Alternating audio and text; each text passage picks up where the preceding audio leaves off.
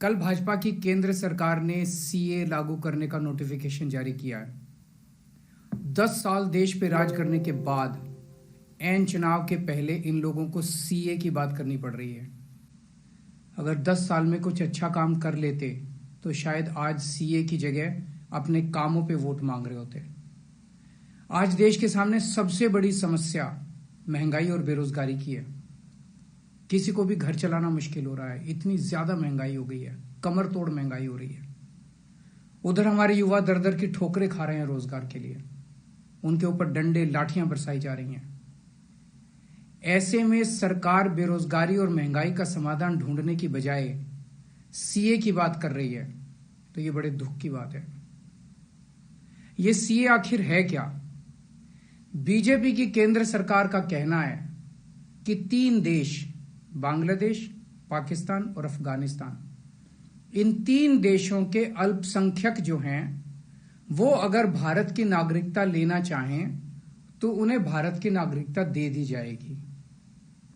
इसका मतलब बड़ी संख्या में यहां से अल्पसंख्यकों को हमारे देश में लाया जाएगा, उनको रोजगार दिए जाएंगे, उनके लिए घर बनाए जाएंगे, उनको यहां बसाया जाएगा।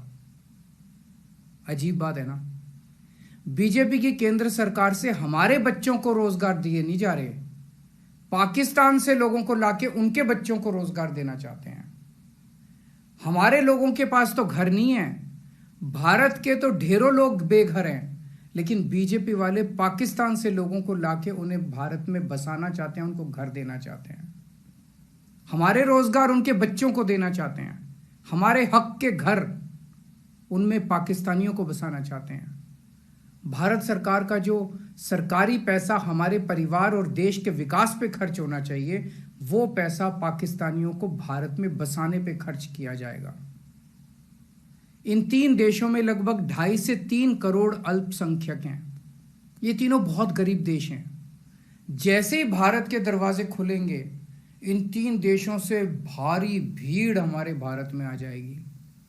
अगर इन 2.5-3 करोड़ में से 1.5 करोड़ लोग भी भारत आ गए तो कौन देगा इनको रोजगार? कहां बसाओगे इनको? बीजेपी वाले अपने घर में बसाएंगे क्या इनको? इनके अपने घर में रखेंगे क्या इनको? बीजेपी वाले देंगे क्या इनको रोजगार? कौन देगा इनको रोजगार? तो प्रश्न उठता है कि बीजेपी ऐसा क्यों कर रही है। कई लोगों से मैंने बात की, कुछ लोगों का कहना है कि ये पूरा का पूरा खेल वोट बैंक बनाने की गंदी राजनीति है।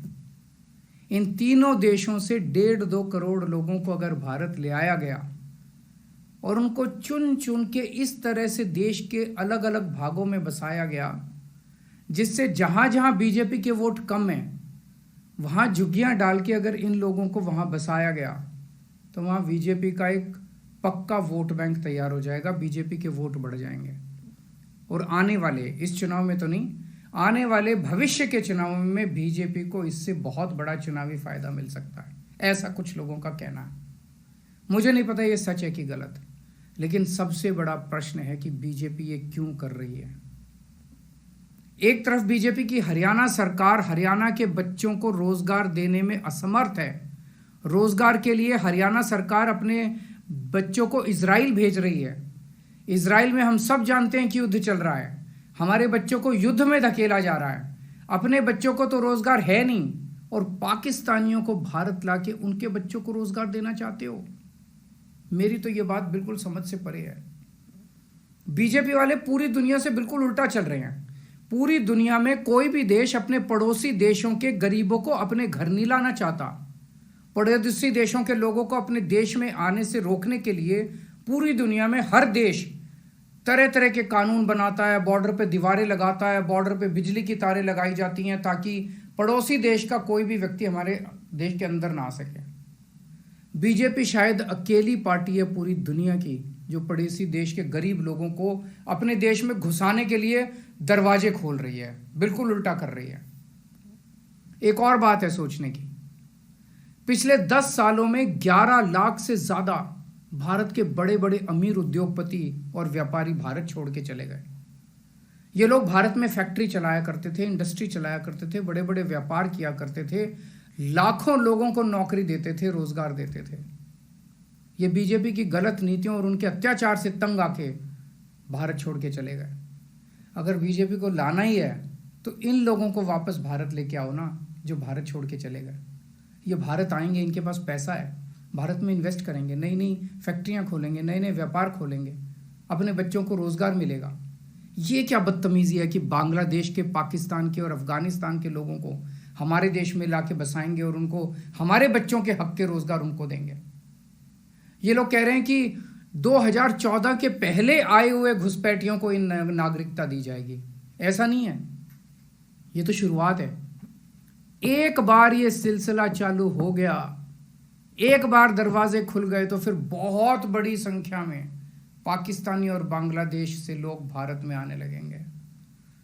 आज बीजेपी कह रही है 2014 के पहले आए हुए लोगों को ही नागरिकता दी जाएगी। देख लेना, अगले चुनाव में ये बीजेपी वाले इस तारीख को बढ़ा के 2024 कर देंगे कि 2024 के आए हुए पहले वाले लोगों को दी जाएगी, और फिर इसे और आगे बढ़ा देंगे। मोटी मोटी बात यह है कि पाकिस्तानियों और बांग्लादेशियों के लिए भारी संख्या में भारत आने के लिए बीजेपी सरकार ने दरवाजे खोल दिए। ये देश के लिए बेहद खतरनाक है, और इसका सबसे ज्यादा खामियाजा उत्तर पूर्व, नॉर्थ ईस्टर्न स्टेट्स भुगत रहे हैं, खासकर आसाम के लोगों की भाषा और संस्कृति खतरे में पड़ चुकी है, क्योंकि वहां पे बांग्लादेश से इतनी बड़ी संख्या के ऊपर इलीगल माइग्रेशन हुआ है। अब बीजेपी कह रही है कि इलीगल माइग्रेंट जो आए हैं उनको हम नागरिकता देंगे, उनको हम बसाएंगे, आसाम में बसाएंगे। आसाम के लोग बहुत नाराज हैं। एक तरह से देखा जाए तो हेमंत बिश्व शर्मा जो बीजेपी के मुख्यमंत्री हैं, उन्होंने धोखा दिया अपने लोगों को। अपने असम के लोगों की खातिर उन्हें सीए का विरोध करना चाहिए था। उन्हें कहना चाहिए था कि असम के लोगों की संस्कृति और भाषा दोनों खतरे में है, ये बिल्कुल बर्दाश्त नहीं किया जाएगा। तो दोस्तों, पूरे देश की मांग है कि सीए को वापस लिया जाए। हम किसी हालत में अपने बच्चों की नौकरियां, अपने बच्चों के रोजगार दूसरे देश के लोगों को किसी हालत में नहीं देंगे। और अगर बीजेपी नहीं मानती तो इसको वापस नहीं लेती, तो इस चुनाव के अंदर बीजेपी के खिलाफ वोट करके आप अपना गुस्सा जाहिर कीजिए।